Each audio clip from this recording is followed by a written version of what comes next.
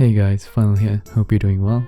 Dark Yoho is the first Guardian I decided to make a guide on, as it's arguably the longest running Guardian you'll be farming. Soon as you hit 1370 on your main to months down the line where you'll still have the majority of your ult parked at 1370 farming tradable leapstones while accruing non-tradable materials before pushing them up to 1415. So understanding Dark Yoho becomes important. And for efficiency's sake, you'll want to try and keep clear times between 3 to 6 minutes.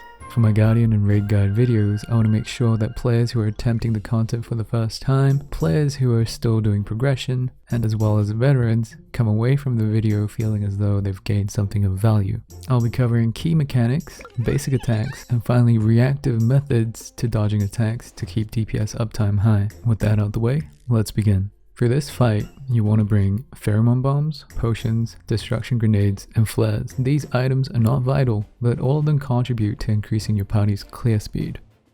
Yoho is a fight that consists of 3 phases, commonly identified by its different and changing attack patterns as it moves to different sectors around the map. The normal attack patterns we see in phase 1 become transformed, and some of them will have additional elements to them from phase 2 onwards. Phase 1 has 2 defining mechanics, the rotating comet and the orb dodging attack. In the rotating comet attack, you have 5 seconds to leave the area before you're transformed into a fox for 20 seconds. To succeed at this every time, be sure to use your spacebar or an ability that has super armor to allow you to move past the comets unhindered, as they will push you back towards Yoho otherwise. The second mechanic, Orb Dodge, is exactly as it sounds. Each time you're hit by an orb, you gain a move speed debuff that can stack up to 3 times. Upon hitting 3 stacks, you'll be transformed into a fox for 20 seconds. During this mechanic, I recommend just focusing on dodging orbs, as most of the time, Yoho will transition to phase 2 shortly after. Note that groups that have higher than average DPS will often bypass this mechanic. Phase 2 has one mechanic, which is simply an impairment check. Yoho curls up into a ball and takes reduced damage. Upon successfully impairing Yoho, she will spawn 3 types of ethers: Marvelous Strength, Speed, and Wind. Strength gives defense plus, Wind gives movement speed, and Speed gives attack speed. If the party fails to successfully impair Yoho, you'll be transformed into a fox for 20 seconds.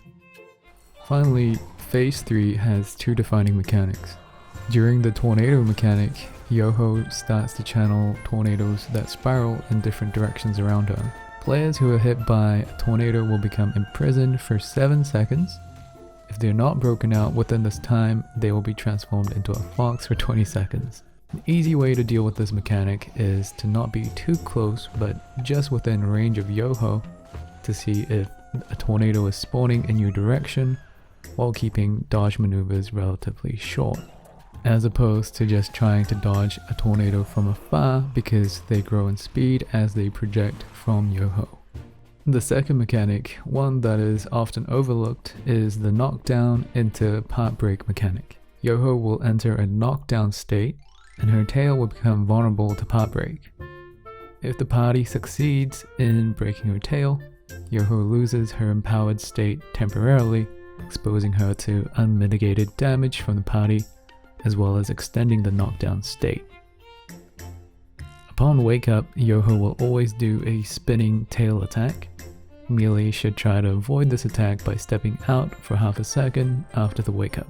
Yoho does not have very many basic attacks, but they're very punishing both in damage and almost always incur a knockdown.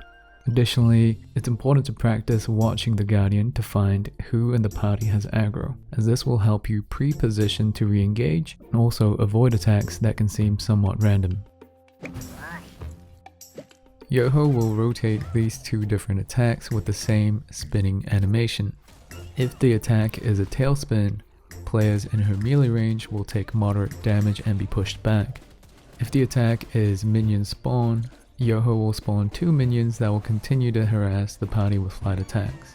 There's no damage or pushback associated with this spin. The best way to tell apart which spin attack she is performing is by keeping track of her preceding spin. Meaning, if Yoho spawned minions the first time she spun, the next spin that she will perform is always a damage spin.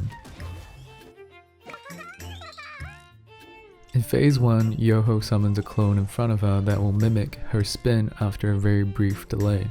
Being hit by Yoho's spin will push the player back. Being hit by the drop down or spin attack from the clone will do considerable damage and knock the player down. From phase 2 onwards, Yoho summons 4 clones instead of 1. These 4 clones can be summoned in a plus shape arrangement or an X shape arranged around Yoho. The attack indicator is a howling animation and sometimes followed by an audio cue. The cleanest way to dodge this attack is to stay out of Yoho's melee range when she goes into a howl animation, and then use spacebar or a movement ability into her melee range after she spins and before the clones drop down. This is because the plus and X formation of the clones is entirely randomized regardless of the state or audio cue. The charge is Yoho's only counterable attack. Yoho turns 2 and charges the target she has aggro on. From phase 2 onwards, the initial charge is followed up by either a second, non-counterable charge back in the direction of the aggro target or a jump attack towards the aggro target. This attack does a considerable amount of damage, so it's important that players are able to distinguish who has aggro. This is an unchanging attack that Yoho performs through all her phases. Yoho spins in the air and disappears, then quickly drops down on the target with aggro. It's another attack where keeping track of who has aggro helps to cleanly avoid the attack. When you don't know who has aggro, the best thing to do is to stay relatively isolated from other party members and be ready to spacebar or movement ability.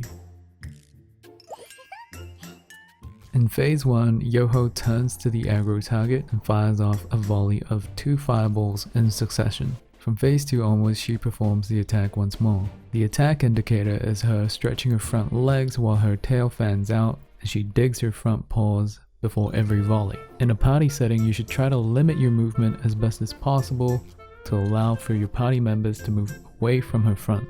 After successfully dodging her first volley, backtrack your steps to easily dodge the second volley, and your melee and back attack dealers will love you for it.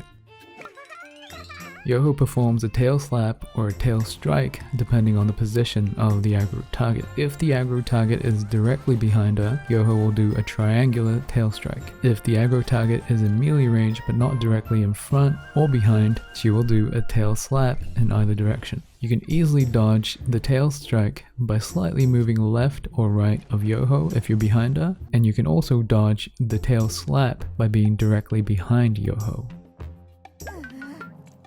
From phase 2 onwards, Yoho will either do a standing or moving Starfall based attack. Being hit by a pink Starfall will do a small amount of damage. Being hit by a blue Starfall will do significant damage and knock the player down. It's not uncommon to have multiple Starfalls falling in one location. Most of the time, I recommend you focus primarily on dodging Starfalls, as being hit even once by a blue Starfall will result in potion consumption and further DPS loss.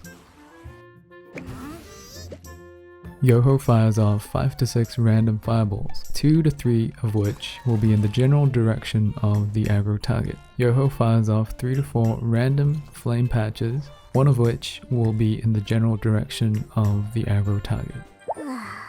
Yoho is the first tier 3 guardian that Smilegate uses to teach players to read attack patterns, to be aware of who has aggro, along with a small bit of memorization and mechanical reflexes. The fight is primarily designed around punishing greedy DPS, and I personally think it's a good entry guardian into practicing fundamentals before Belga and Argos. That's it from me. Hope you enjoyed the video and take away something that you can use and practice. A like and subscribe will be greatly appreciated, and I'll see you in my Belganess video guide.